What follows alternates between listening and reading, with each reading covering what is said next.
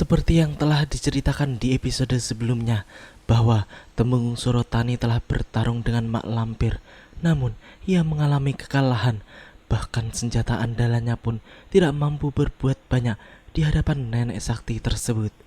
Keesokan harinya, Sang Temenggung pun menceritakan kejadian tersebut kepada penasihat kerajaan.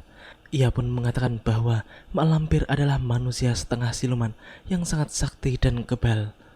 Senjata andalanku sekalipun tidak mampu membinasakannya. Mak Lampir tak bisa dibinasakan, tapi bisa dilumpuhkan. Gusti Sultan Agung juga berkata seperti itu. Aku disuruh mencari senjata pusaka, Cemeti Amal Rasuli. Kini kita menuju kediaman Kiai Jabat, di mana sampai saat ini Sembara masih tertib datang setiap hari untuk berlatih ilmu kanuragan. Sang Kiai pun dengan sabar menuntunnya karena ia berharap bahwa Sembara akan bisa diandalkan untuk menghadapi Mak Lampir nantinya. Pergerakan ilmu silat Sembara pun terus meningkat dari hari ke hari. Bahkan kini gerakan-gerakan putra Ibu Maryamah itu semakin lentur dan lincah. Kiai Jabat pun menjadi sangat senang dengan perkembangan pesat yang ditampilkan oleh muridnya itu.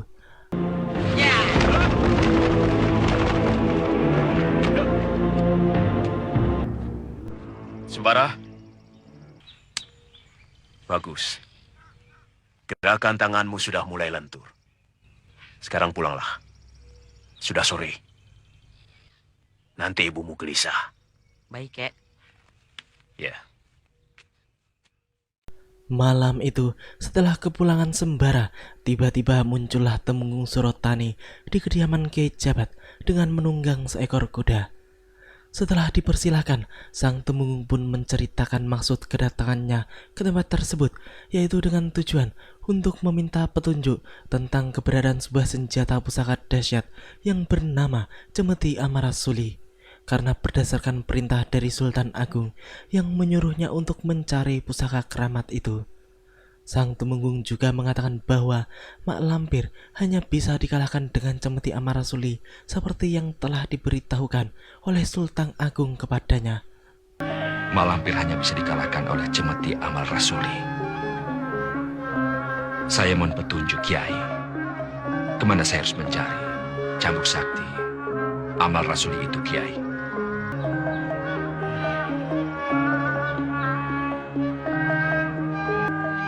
Kanjeng Tumenggung harus pergi ke Padepokan Cemoro Kuning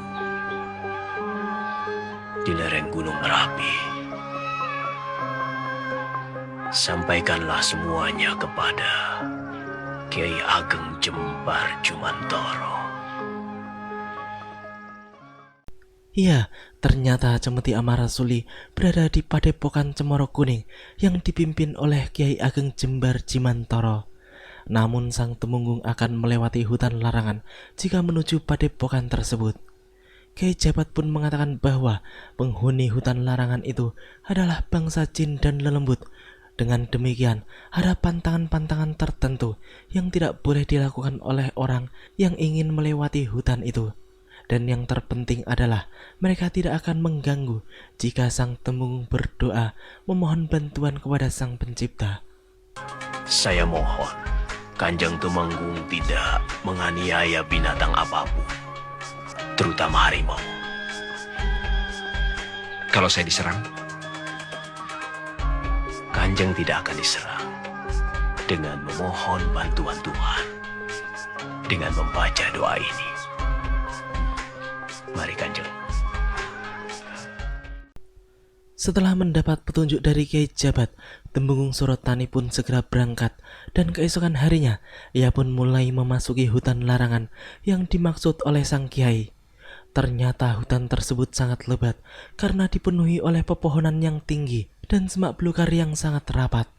Ketika telah berada di tengah-tengah hutan, Temenggung Surotani pun memperlambat laju kudanya, dan ia pun kemudian turun dari kuda serta menuntunnya, sebab ia merasakan hawa yang aneh di hutan tersebut, sehingga membuatnya lebih waspada. Setelah sekian lama menuntun kudanya, Sang Temenggung pun mulai kelelahan dan mencari tempat untuk beristirahat, sembari membuat api unggun, karena memang hari juga sudah beranjak malam. Belum lama sang Temenggung menyalakan api unggun. Tiba-tiba, kudanya yang diparkir tidak jauh dari dirinya pun meringkik keras, seperti merasakan sesuatu yang janggal. Melihat hal itu, Temenggung Surotani pun berusaha untuk menenangkan kudanya itu.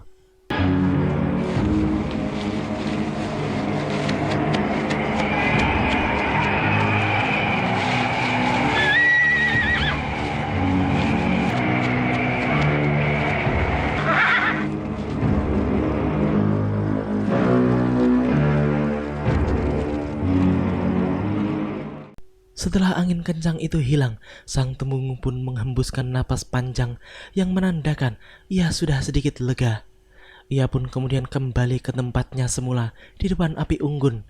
Namun lagi-lagi, ia pun menjadi resah karena kini di sekelilingnya justru banyak jin penunggu yang berputar-putar mengelilinginya, seakan mereka tidak terima tentang keberadaan Temenggung Surotani di tempat tersebut. Kemudian sang Temenggung pun teringat pesan dari Kyai Jabat untuk membaca doa yang telah disampaikan sebelumnya guna mengusir para lelembut tersebut.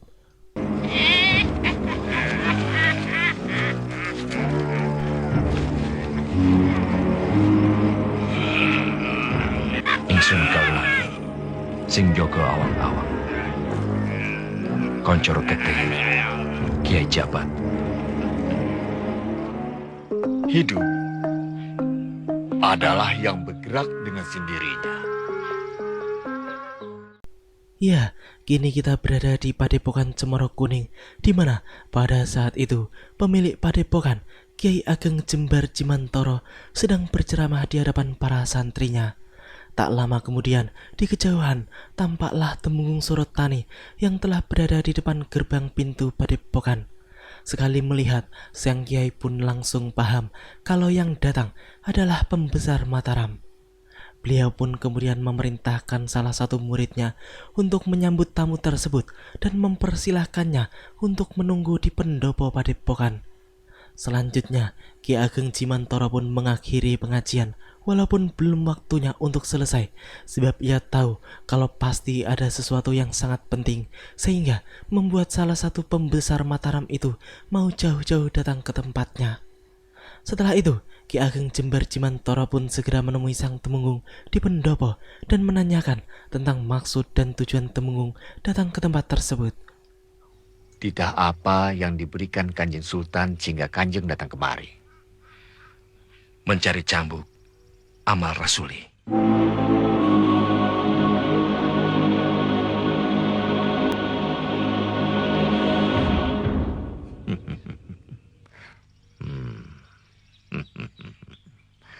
Kyai Jabat benar-benar sidik paninggal. Luar biasa, tanpa diberitahu, Kyai Ageng Jimantoro pun langsung mengetahui kalau Kyai Jabatlah yang telah menuntun Temenggung Surotani guna menuju kediamannya.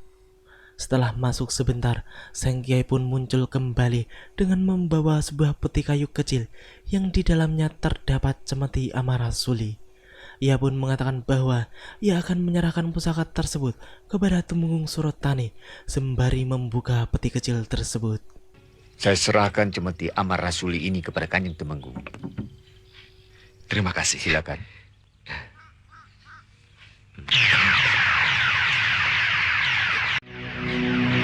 Bagaimana Kanjeng?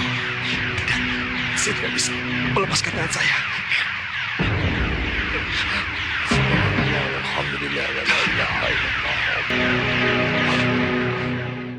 Ya, ternyata Temenggung Surotani pun tidak sanggup untuk mengendalikan cemeti Amarasuli itu karena memang pusaka tersebut memiliki kekuatan magis yang luar biasa dan pemegangnya pun harus membersihkan diri lahir dan batin terlebih dahulu. Kanjeng Temenggung harus mempunyai kekuatan ilahi yang disebut Nur Sejati, Dayaning Buana. Kekuatan itu akan muncul dengan sendirinya dalam diri asal mau matek aji pangeling dengan Sang Maha Pencipta alam semesta.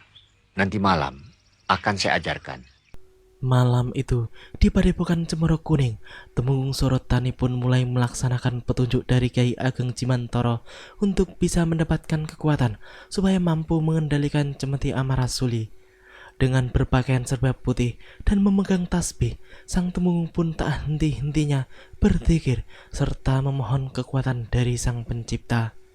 Tak lama kemudian, angin pun berhembus dengan sangat kencang, disertai sambaran petir yang bersautan. Tiba-tiba, peti kecil Cemeti Amarasuli pun terbuka dan isinya pun melayang-layang di udara.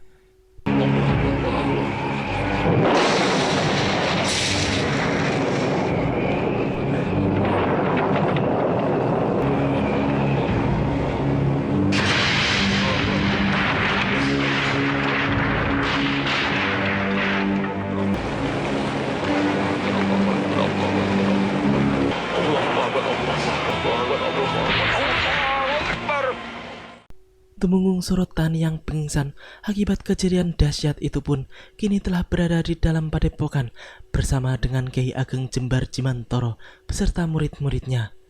Tak berselang lama, sang Temenggung pun telah siuman dan segera duduk di hadapan sang Kyai. Setelah itu, pimpinan padepokan Cemoro Kuning itu pun mengatakan bahwa kini sang Temenggung sudah berhasil serta bisa menguasai dan memiliki Cemeti Amarasuli itu. Sekarang Kanjeng Temenggung sudah bisa memiliki Cemeti Amarasuli ini. Silakan. Terima kasih.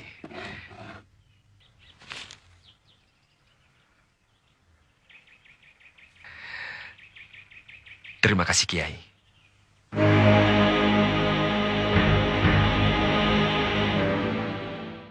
Malam itu, Mak Lampir pun menuju salah satu rumah keturunan Kyai Ageng Prayogo untuk membunuh suami istri penghuni rumah tersebut. Akan tetapi, ketika ia hendak mencekiknya, tiba-tiba muncullah kekuatan yang seakan melindungi lelaki tersebut. Semua pasti ulah si Bidara. Semua keturunan Kyai Ageng Prayogo. Ini Raja Wahyu Agung. Setelah gagal dan keluar dari rumah tersebut, Mak Lampir pun harus menghadapi Temenggung Surotani yang ternyata telah menunggu di luar. Mereka pun bertarung satu sama lain, dan tampaknya pertarungan itu pun berjalan sangat alot. Dua-duanya sama-sama memiliki kekuatan yang luar biasa. Setelah berjalan puluhan jurus, Temenggung Surotani pun merasa bahwa ia harus menggunakan Cemeti Amarasuli. Sekaligus, ia ingin menguji kedahsyatan senjata pusaka tersebut. Senjata apapun tidak akan mampu menundukkan saya. Baiklah, coba rasakan cambuk Amarasuli.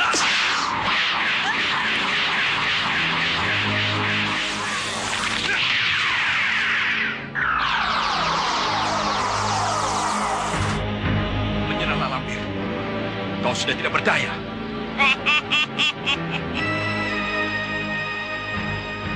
Kali ini aku kalah, Temenggung.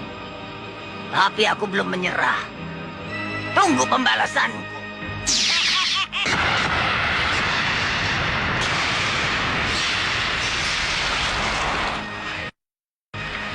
Aku ditipu mentah-mentah. Ya, lagi-lagi Temenggung Surotani pun merasa kecolongan karena ternyata Mak Lampir bisa melepaskan diri dari belenggu hebat yang dibuatnya dengan Cemeti Amarasuli. Keesokan harinya, ia pun menghadap pada Kyai Ageng Jembar Cimantoro dan melaporkan kegagalan yang dialaminya semalam. Sang Kyai pun kemudian mengatakan bahwa seharusnya sang Temenggung harus mengikat Mak Lampir dengan cambuk pusaka tersebut. Seharusnya Mak Lampir diikat dengan cambuk Amarasuli itu. Niscaya tidak akan lolos. Ya, saya lengah, Kiai. Tidak perlu bersedih hati. Karena Mak Lampir sekarang sudah kembali seperti bayi. Cemeti Amarasuli, meskipun tidak membuat Mak Lampir mati, tapi telah memusnahkan kekuatannya. Walaupun Mak Lampir berhasil melarikan diri, namun ia telah terluka dan membutuhkan waktu yang lama untuk bisa memulihkan kekuatan dan kesaktiannya. Temenggung Surotani pun kemudian berpikir bahwa Mataram harus ditutup karena Mak Lampir pastinya masih berada di wilayah Mataram Dengan demikian, mak lampir tidak akan bisa keluar dari Mataram. Selanjutnya, para prajurit pun diutus untuk menjaga dan memantau setiap sudut kota Mataram, serta memeriksa siapapun yang keluar masuk wilayah kekuasaan Sultan Agung itu. Mereka pun sampai menggeledah setiap rumah penduduk yang dianggap mencurigakan. Bongkok, rumah kamu saya periksa.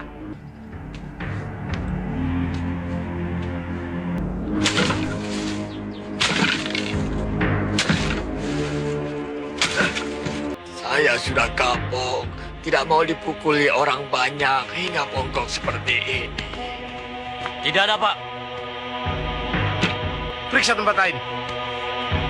Mereka sudah pergi jauh. Turunlah. Selamat, Nyai. Ternyata mak lampir sedang bersembunyi di rumah dukun bongkok yang baru saja digeledah oleh para prajurit Mataram. Nenek tua itu pun bernapas lega karena dirinya tidak ditemukan oleh prajurit-prajurit tersebut.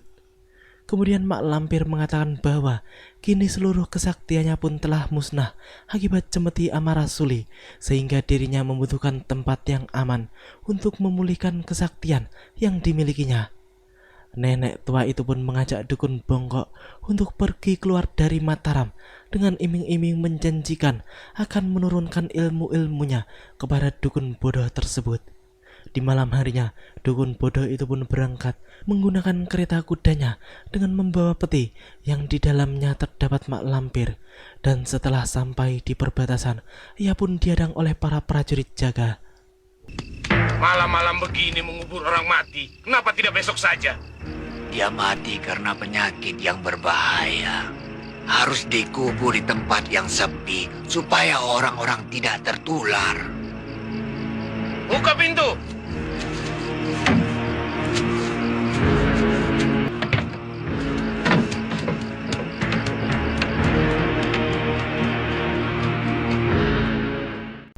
Demikianlah alur cerita di episode kali ini.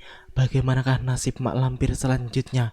Apakah dukun bodoh tersebut akan selamat dari tangan mak lampir setelah berhasil membawanya pergi dari Mataram? Nantikan kelanjutan kisahnya di episode yang akan datang. Terima kasih bagi teman-teman semua yang udah mau nonton. Jangan lupa subscribe dan share, dan juga nyalain notifnya.